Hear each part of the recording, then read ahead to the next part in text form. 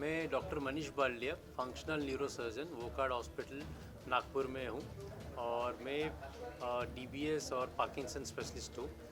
मैं यहाँ पे पार्किंसन बीमारी के लिए जो एडवांस ट्रीटमेंट है, जिसको बोलते हैं डीप ब्रेन स्टिमुलेशन सर्जरी, वो हम शुरू कर रहे हैं। और पिछले महीने हमने पहला केस किया है यहाँ पे वोकार्ड हॉस्पिटल में और बहुत सक्सेसफुल हुई है सर्जरी और बहुत अच्छा रिज़ल्ट आया है।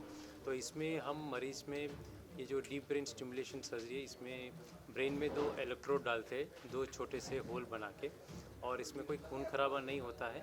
वही मिनिमल इन्वेजिव सर्जरी बोलते हैं इसको, और इसमें मरीज़ को होश में रख के करते हैं ये सर्जरी। ये वायर्स दोनों हम ब्रेन में उतार के फिर मरीज़ से पूछताछ करते हैं कि आपके जो सिम्टम्स है, पार्किंसन के सिम्टम्स हैं, वो ठीक हुए कि नहीं हुए, और हम भी चेक करते हैं कि वो ठीक हो रहे हैं कि नहीं हो रहे हैं। तो उसमें अलग अलग लोकेशंस पे अलग अलग करंट देके हम चेक करते हैं। ये सब पूरी सर्जरी की प्रक्रिया है। तो ये सर्जरी के दौरान हम जब कंफर्म करते हैं कि हाँ, इस जगह पे हमें अच्छा रिज़ल्ट आ गया है और कोई साइड इफ़ेक्ट नहीं आ रहा है यहाँ पे, और उसी जगह पे हम वायर को परमानेंटली प्लेस कर देते हैं। उस वायर को हम फिर गर्दन के थ्रू स्किन के अंदर से छाती के यहाँ पे एक पेसमेकर रखते हैं और इस पेसमेकर से कनेक्ट करते हैं। ये पूरी चीज़ अंदर ही रहती है, कोई भी वायर या पेसमेकर बाहर नहीं दिखता है। फिर तीसरे दिन हम इसको धीरे धीरे चालू करते हैं और करंट को एडजस्ट करते हैं और मरीज़ के पूरे सिम्टम्स को हम पूरे काबू में लेके आते हैं। ये जब करते हैं तो मरीज़ की जो दवाइयाँ होती है वो 60 to 70% ऑलमोस्ट कम हो जाती है।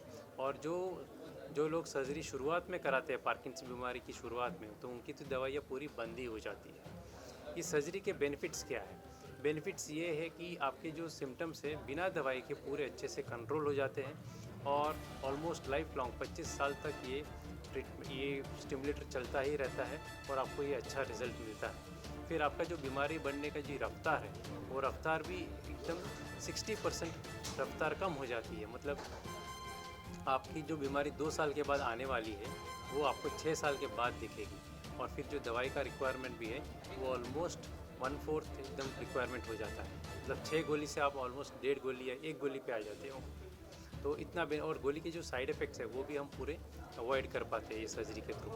तो ये सर्जरी एकदम सेफ़ है और मैं रिकमेंड करूँगा सबको कि जिनको भी पार्किंसन बीमारी है वो ये सर्जरी के बारे में सोचे, क्योंकि सर्जरी से काफ़ी फ़ायदे हैं और दवाई के सारे साइड इफ़ेक्ट्स हम एकदम आराम से अवॉइड कर सकते हैं। ये सर्जरी एकदम सेफ़ है।